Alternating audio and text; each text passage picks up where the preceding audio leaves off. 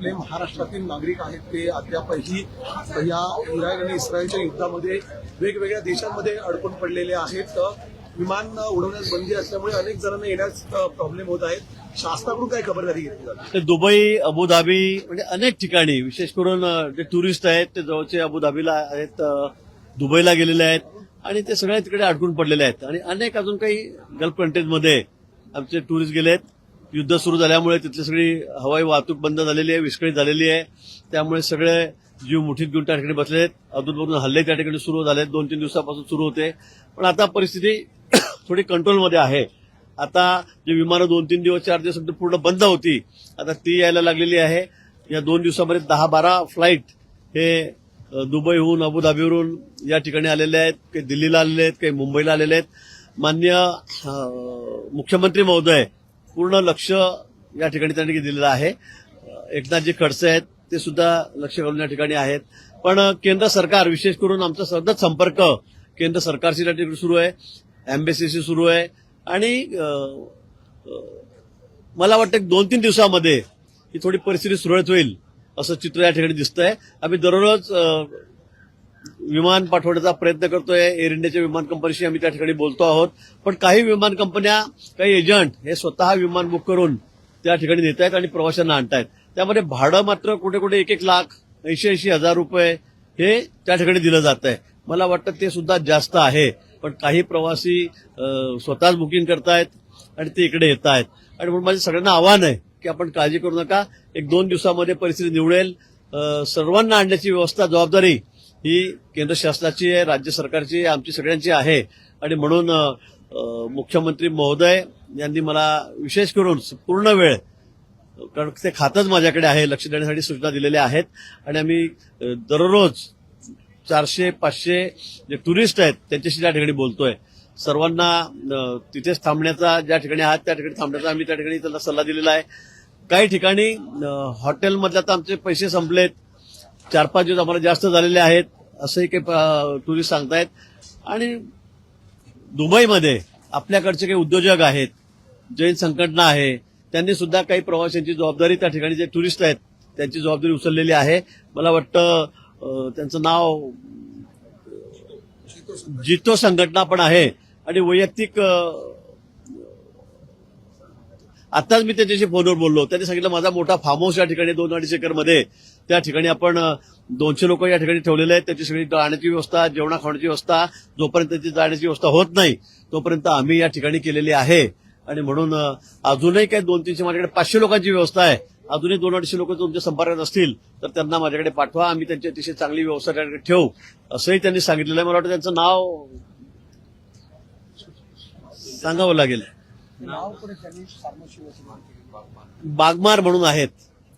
बागमार म्हणून मी त्यांच्याशी आताच बोललो, कालही बोललेलो होतो. आणि बागमार यांनी 500 लोकांची राहण्याची व्यवस्था, जेवणा खाण्याची व्यवस्था त्या ठिकाणी केलेली आहे.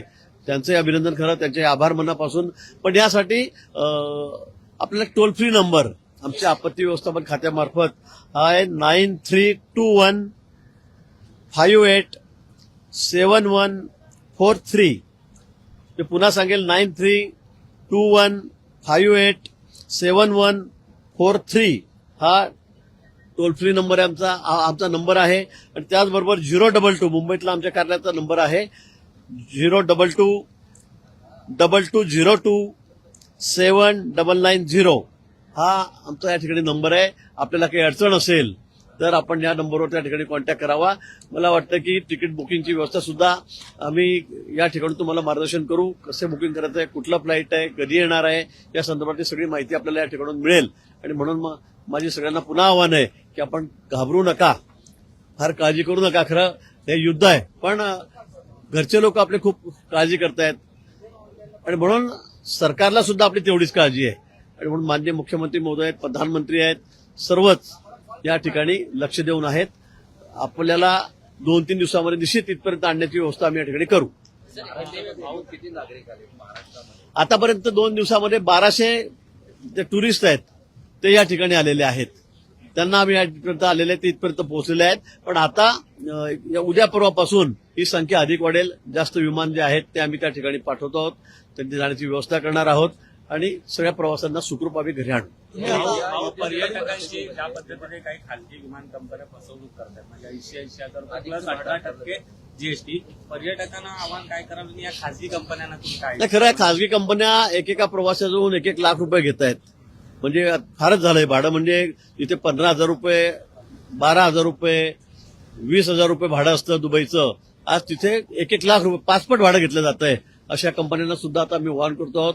आणि मी सगळ्या टुरिस्टना सांगेल, प्रवाशांना सुद्धा सांगेल की फार इतकं भाडं तुम्ही देऊ नका. लवकरच आम्ही विमानतळाची व्यवस्था करतो आहोत. त्या ठिकाणी जे रास्त आहे, जे नेहमीप्रमाणे 20,000, 15,000 असेल, फार झालं 25,000 असेल. मी त्यात अजून मला माहिती नाही, पण याच्यावर मला वाटतं भाडं देता कामा नये. आणि उगाच अशा परिस्थितीमध्ये लोकांची लूट करायची, अतिरिक्त पैसे लावायचे, मला वाटतं हे काही योग्य नाही.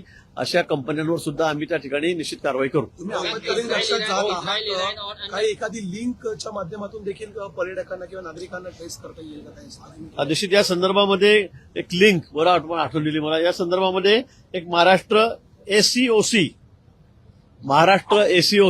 ही लिंक या ठिकाणी आहेत. आपण जर आपली माहिती कळवली तर त्यातून आपण कुठे आहात, नेमके काय करतात, ते सगळं आम्हाला त्या ठिकाणी कळेल. आपलं लोकेशन त्या ठिकाणी आम्हाला त्या ठिकाणी कळेल आणि मग आपल्याला शोधण्यासाठी सुद्धा किंवा आणण्यासाठी सुद्धा त्याची एक चांगली मदत होईल. तर या संदर्भातली लिंक आहे महाराष्ट्र एसीओसी, ही या ठिकाणी लिंक आहे. आणि नंबर मी आपल्याला दिलेला आहे. आमच्या कार्यालयाच्या आपण संपर्कात राहावं.